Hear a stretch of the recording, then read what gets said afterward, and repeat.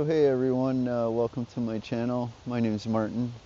So today I just wanted to do a video comparing the DRZ400S to the DR650.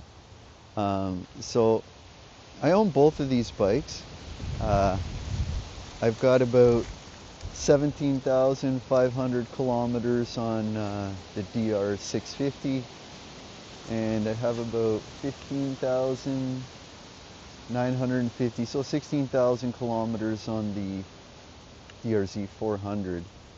And I also had another 400, a 2018, a white one, that I had 20,000 kilometers.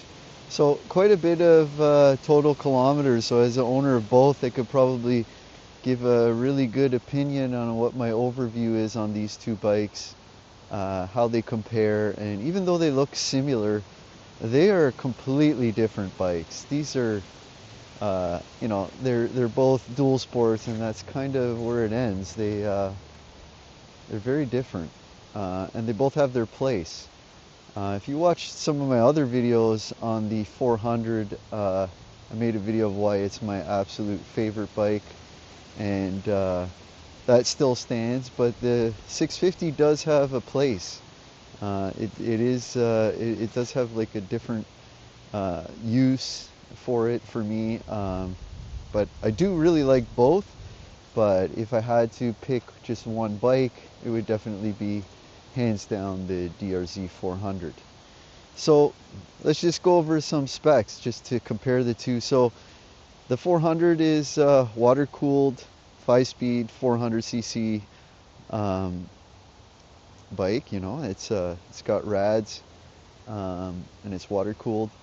The 650 is air cooled and oil cooled, so it's got air and oil cooling, and here's the oil cooler.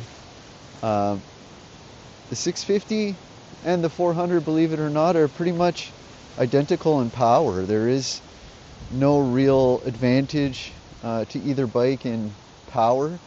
They pretty much pull the same. A friend of mine has the exact same two bikes, and we've run the 650 against the 400 so many times I can't even count. And obviously I'm the better driver, better shifter, so I always beat them regardless of what bike I'm on. But they pretty much pull exactly the same, right to their top speed. So they actually both have the same top speed. I think it's 194 miles an hour, 160 kilometers per hour. They both hit the limiter. They both tap out right about there. So they do perform identically almost. But that's kind of where it stops. The one advantage to the 650 is highway. If you're going to be doing sustained highway or high-speed driving, then the 650 is definitely a choice over the 400. The 400 just gets really buzzy at about 100 kilometers per hour. Not a nice place to be on the highway for hours on end, or high-speed, high-duration speeds. You don't really want to be on that bike. But the specs, getting back to the specs, so the 400 is 317 pounds, and the 650 is 366 pounds. Now, that might seem like a pretty big difference. They both have 21-inch front tires, but the DRZ400 does have 18-inch rear, and the 650 has a 17-inch rear, so 1 inch smaller, pretty much the same. As you can see, for ground clearance, the 400 is a lot taller, and the seat height is higher. So that may be something to factor in if you're thinking of cross-shopping between these two. I think the 650 is a little more approachable in seat height, but it is a heavier bike. But it does wear all of its weight really down low. So like, that motor is a really big motor in that 650, but it is lower in the chassis, and it just seems to not feel as top heavy as the 400. But that being said, the 400 definitely feels a lot lighter, but it's top heavy. So kind of a weird way to compare the two. But I mean, the off-road, I don't really find an advantage to either one. The 400 has a lot more compliant suspension. Like it has there's a lot of adjustability in that 400 suspension. It has rear compression. So right here you got compression, high and low speed, and down at the bottom you have rebound. And on the front you also have on the top of the fork here low speed compression and rebound on the fork at the bottom of the fork. The 650 is non-adjustable front suspension, and the rear all you have is a compression adjustment. So keep that in mind. Mind you, I've never really found the limit of either of these bikes off-road. I think the 400 is better at hitting really high speed, hard stuff, a lot better than the 650. The 650 is sprung a lot softer than the 400, and quite a bit softer. But the 400 is probably more capable off-road. I just never really, I'm not a hardcore off-road rider, but I do go off-road, and I do find that the 400 can take a hit a lot harder and better than the 650. But that soft suspension on the 650 is actually kind of an advantage in a lot of situations. It's very comfortable to ride around. You know, it performs really good. Like the suspension is really good. I have no complaints on the 650 suspension, and neither with the 400. They're just different bikes. As far as like, you know, the 400 to me is my unicorn bike. It's just, to me, in my case use, I really don't like highway riding at all. I always take the scenic long way on back roads, and that 400 just doesn't disappoint. There is, you know, that weight advantage to the 400, but being a taller seat height, I think it's 37 inches or somewhere around there, the ground disappears really quick when you're off-road, especially in an off-camber situation. The 650 is, you're a lot closer to the ground, you can reach the ground. So in those ways, you know, the weight of the bike kind of offsets the, you know, how approachable the ground is when you're off-road compared to the 400. Just cross-shopping these bikes, like I just, my opinion on all these 300cc bikes, like the CRF 300L and the Kawasaki KLX 300, all those bikes. I've ridden all the 300 kind of size bikes, and I find them really underwhelming. They really underperform for me. Both these bikes hit pretty hard. Like they go good. They're very quick little bikes. A lot more fun to ride, and I just find those 300cc bikes, they just don't have that oomph that make them exciting to ride like these bikes. These are a lot more power. So I think the horsepower on the 400 is about 40 horsepower, and the horsepower on the 650 is 44 horsepower. So you got 4 horsepower advantage, but I guess the weight offsets how they accelerate. You know, like I said before, even sometimes I would say that the 400 even has a very slight advantage in pulling on the 650. All of my friend and I races resulted in no more than a bike length difference to pretty much up to their top speed. So I would say they're pretty identical in that situation. So the only time I'd probably pick the 650 over the 400 would be if I was doing a lot of highway riding or really long distance high speed. If you're maintaining 100 kilometers or faster, the 650 is probably a better bike. The 400 is in 5th gear at about 75 kilometers per hour. So you're pretty much really close ratio gears. You're just shifting, and that bike just shifts absolutely like butter. This is the best shifting bike I think I've ever had. The 650, on the other hand, it's a kind of clunky shifting bike. It doesn't like first to third that much. It's kind of clunky going into the first. Sometimes you jump out of 2nd gear. It just does it's not as refined as the 400. But as far as the gear ratios goes, these are way wider spaced gears. You're pretty much not even getting into fifth gear until you're doing about 95 or 100 kilometers per hour.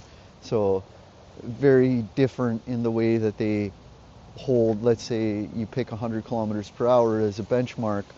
The 400 it's getting buzzy, it's kind of screaming at that point, where on the 650 and you're in fifth gear on that 400, and in the 650 you're just going into fifth at 100, and it almost feels like it's lugging at 100 kilometers per hour in fifth gear. So when I want to go on a big ride, you know, do like a 400k ride a day or 350 kilometers in a day, I would kind of pick the 650 to take on, you know, even the secondary roads that are 80 kilometer per hour speed limit, about 45 miles an hour. Everybody's doing 100 or 60 miles an hour, and so you're pretty much sitting at that 100, 110 kilometer per hour mark, depending on what road you are, to keep up with the flow of traffic.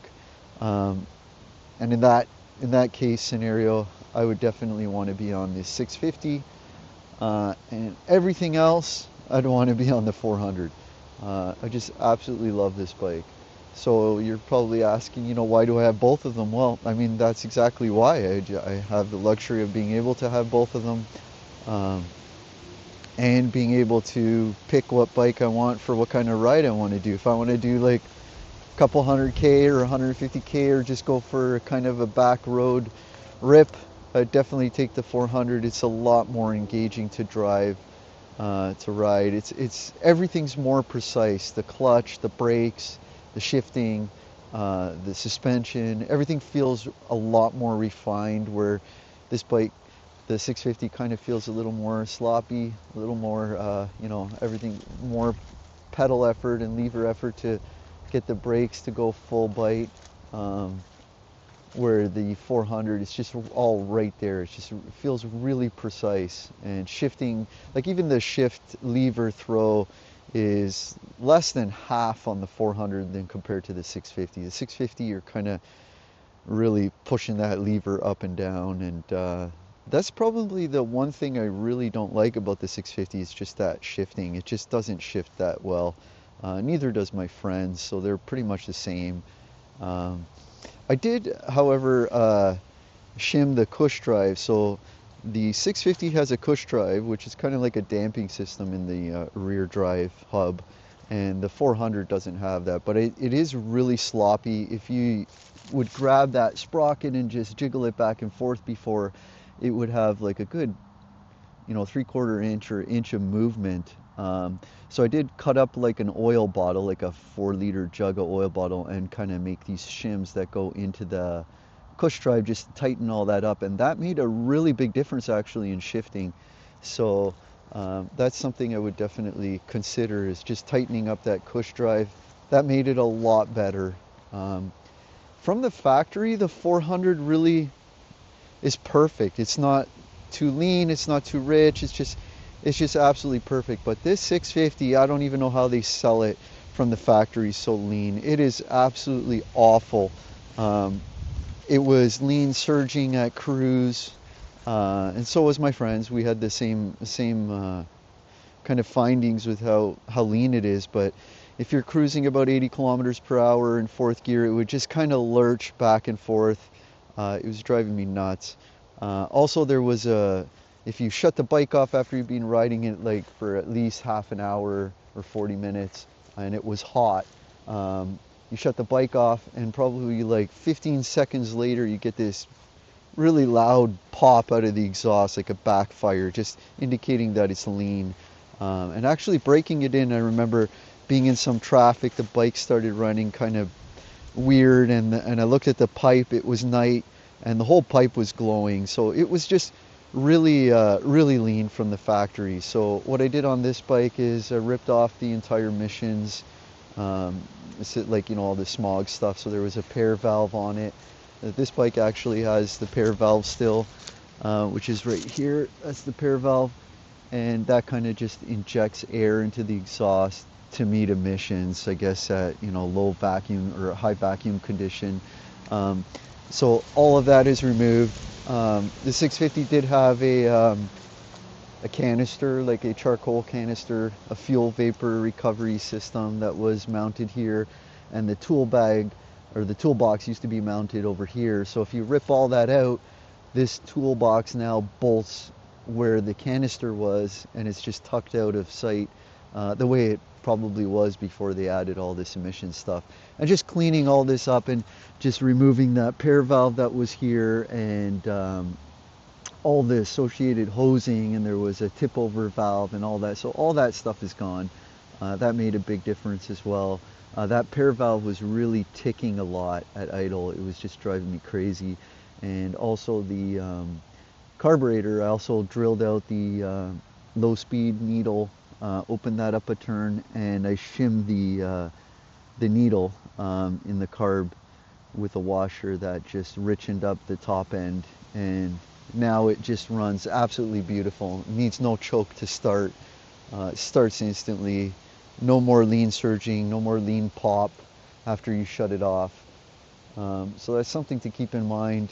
When you first ride it, it just kind of gives this really bad impression. It's definitely overly lean from the factory compared to the 400, which really didn't need anything. And actually that pair valve adds to like the pops and farts on downshift and decelerating. This bike has a nice kind of gurgle and pop to it, and it's probably a result of that pair valve injecting some air into the exhaust, but I haven't had the overwhelming desire to remove that pair valve. As far as problems with these two bikes and my other 400, I've had absolutely literally almost no problems other than all the mods. Actually on this 400 I did have kind of a valve noise in it, and I did open it up and check the valves.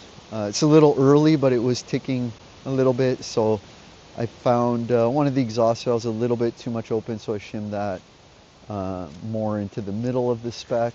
And actually I found that the cam chain tensioner was the root of all that noise, which is here.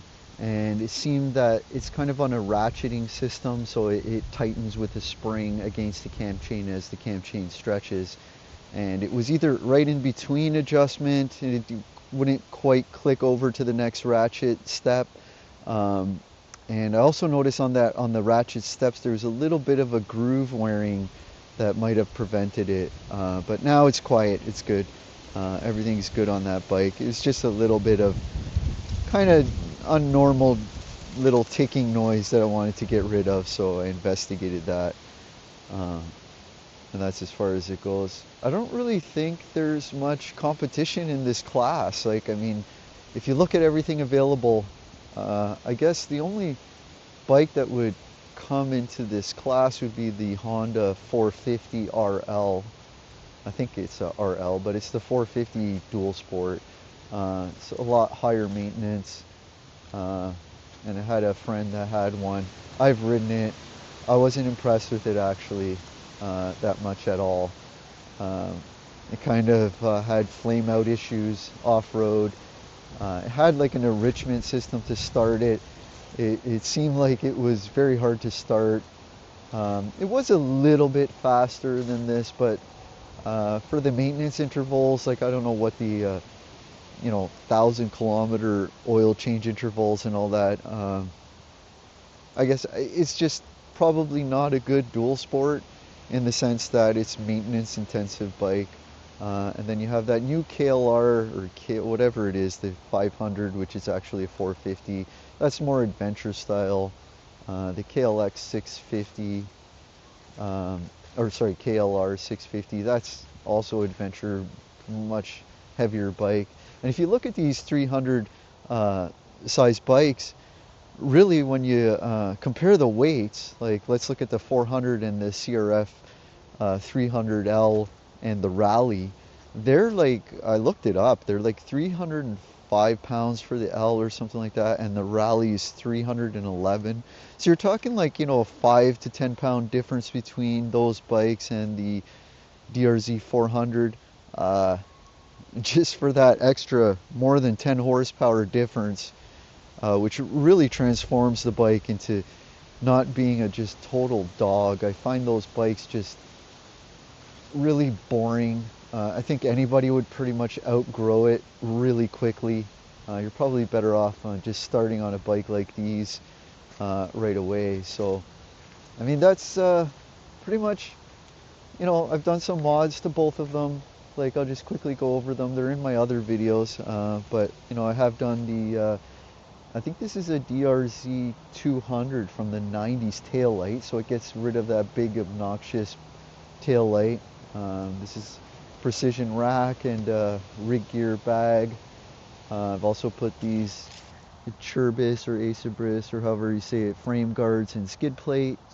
And then I put Zeta hand guards on this bike and a LED, a Cyclops LED bulb and different bars. These are Renthal, I think they're Ricky Carmichael high bend, and I also have heated grips, which I really have on all my bikes. These are really nice from Amazon. They're like 25 bucks and they're just awesome. That's pretty much all I've done on the 650. And then on the 400, it's actually almost pretty much the same thing. Acebris skid plate. These are just some generic frame guards I got off of AliExpress. They were really cheap. The same Cyclops H4 bulb. The same bars. They're actually, oh no, I think they're the same. Like Renthal, they're just silver high bend Ricky Carmichael bend. And then also precision rack, the rig gear bag. And I did upgrade the tail light to an LED bulb instead of the incandescent bulb. This is much brighter. But the 650 actually kind of had this kind of same bulbous, ugly tail light, which I did plan on doing a tail tidy on this, so I just haven't got around to it yet. And then on the 650, actually, I also put these tires. These are the Shinko 244 off-road tires. So I think they're an 80-20 tire, so 80% off-road, 20. So they're like a street legal knobby. They're really cheap. They wear well, and they're phenomenal off-road. Like I have to say, they're really good tire off-road. This bike still has the original tires, and they're just, as you can see, they're just completely bald. So I actually have a set of tires I'm going to swap out. But these are the Bridgestone Trail Wings, and they're same tires were on the 650 from factory. But these are, I think everybody calls them the death wings because they're just horrible. Even on just grass like this, it's zero traction. They're good on the street, dry pavement, and that's about it. But they're done, and I'm ready to change those out. So those will be changed out soon. I'm not sure which bike would be good for you, but if you're cross-shopping these two bikes and you're just considering both of them, even though they look the same, they're a very different bike to ride. And like I said, the 400 has just that sweet spot of just everything for me being perfect and me not wanting to go on the highway. I'm not really into highway at all. I find it extremely boring.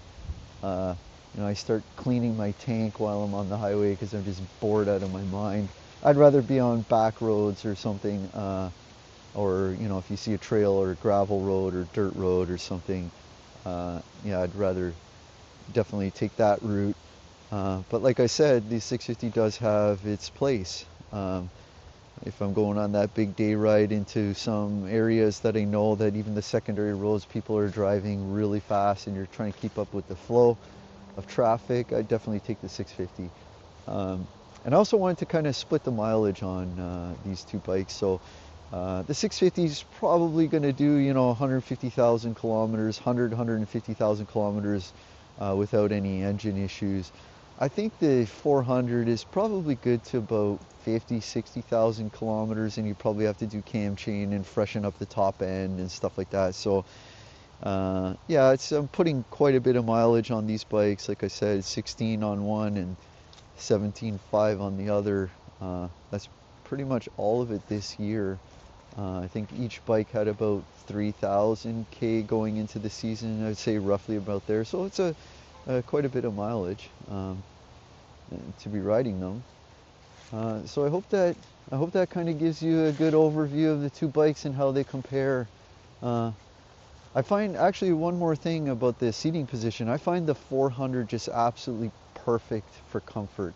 That flat seat right there, I absolutely love the flat seat, just going back and forth. Because you know, everybody who doesn't have, you know, a little bit of back pain when they get older, I find that just moving back and forth a couple inches makes a huge difference in comfort. So this is an all day. I'm absolutely comfortable riding it. The problem with the 650 is this downward slope. I hate that. Like I know there's a seat concept seats that I got my eye on, but it's just like it's $600 Canadian. I just almost can't even bring myself to buy it. It's just so overpriced. But that downward slope kind of pivots your hips forward, and it's just kind of uncomfortable. Not for its hardness. It's wider than the 400. But just that downward slope just kind of puts your hips in a kind of weird position. I hate that seat for that reason. But then I can't bring myself to buy that seat concept seat, which would actually, my friend has it on his bike. It's really nice. But the 400 I find a lot more comfortable. Ironically, the 400 being taller and a higher seat height, I can't really stand on that bike, even with the higher bars. So I think these are like 2 inches or inch and a half taller than the stock bars, and I still can't stand properly. And on this bike, I actually can stand perfectly. And they do even sell a dropped foot peg, and but then I think you have to upgrade the brake lever because it starts hitting the foot peg mount. So I was thinking about doing that. My friend has it. It's really nice. So you can drop that foot peg 2 inches and stand even better. But as it is right now, I can stand on it really nice. The 400 I just can't. And these mounts are welded to the frame, so I guess there's not much you can do there. I mean, I can stand, you know, for off-road, but I mean, like full lock your knees on gravel kind of road where you're doing high speed. Not that you should be locking your knees, but what I'm saying is I could just stand right up on the 650 and I'm comfortable. My hands reach the bar, and on this bike I cannot do that. I'm about 6'1" or 6'2", about 160 pounds. So for me, these are really good. The seat I find really comfortable on the 400. If you're a bigger guy, I guess it all depends on your stature and how you're built. You know, I'm kind of like a tall, skinny guy. I don't weigh that much, so these bikes are great. If you're like 240 pounds and short, you'd probably want the 650. You couldn't even reach the ground on the 400. So that's something to keep in mind too. You know, how you're built. I have a very long inseam. On level ground, I can flat foot the 400 with even a slight bent knee. On the 650, I'm a little bit more bent. I think the seat height is 2 inches lower on the 650, so that makes a big difference. And again, off-road is where it really makes a difference, because the ground disappears quick when you're just in terrain that disappears a lot faster from your feet than on the 400 than on the 650. But both fantastic bikes. I like both of them. Again, this 400 is hands down my favorite bike I've ever had, and I've had like 50 bikes in my riding career. I've been riding for a long time. I've had cruisers and crotch rockets, and I've had pretty much every kind of style of bike. But now at this point in my riding career and how I use my bike, to me this is my all-time favorite bike. But again, that 650 is a cool little bike. I like the nostalgic analog speedo, and just, you know, I just like this bike. It's got a very satisfying kind of torque pull. You know, pretty much any gear, any RPM, you could just hit it, and you could be in the wrong gear. The 400 doesn't want to lug at all. It wants the revs up to feel smooth and everything, but it just hits different. It just hits more intense. It's just, you're just really going through the gears quick on that bike, where these are just kind of long, drawn out pulls with a really satisfying torquey engine. If you would have asked me, like, just with my butt dyno, I would say that that 650 feels faster than the 400, but all the races I've had with my buddy they result in the same thing. So they're pretty much identical in how they accelerate. So both great bikes, but it's kind of like a pair of shoes. You don't wear your running shoes in the winter. You wear boots, and so like that's kind of like, you pick what kind of ride you're going to do, what bike I'm going to ride. But I love both of them. But again, that 400 is just my pick. If I had to downsize to one bike, the 400 is a lot better on gas too. This uses about 3.5 liters per 100 kilometers, and this 650 uses about 5 liters per 100 kilometers. So a little bit of a difference in gas consumption. It has a 13-liter tank, and the 400 has a 10-liter tank, but they both have identical range, so that would be the difference in the fuel consumption. I literally hit reserve at 200 kilometers per hour on both, or sorry, 200 kilometers on both bikes, and have about the same in reserve. So I hope that gives you a little bit better idea if you're cross-shopping these two bikes, if you're thinking about either the 400 or the 650. Kind of, my pick. But they're both pretty cool bikes. And again, there's like not much in that class, especially if you're looking at the Japanese stuff. I guess KTM and all that, you have that CF Moto 450 and Tenere and the new KLX 500 or whatever that is that just dropped a couple days ago.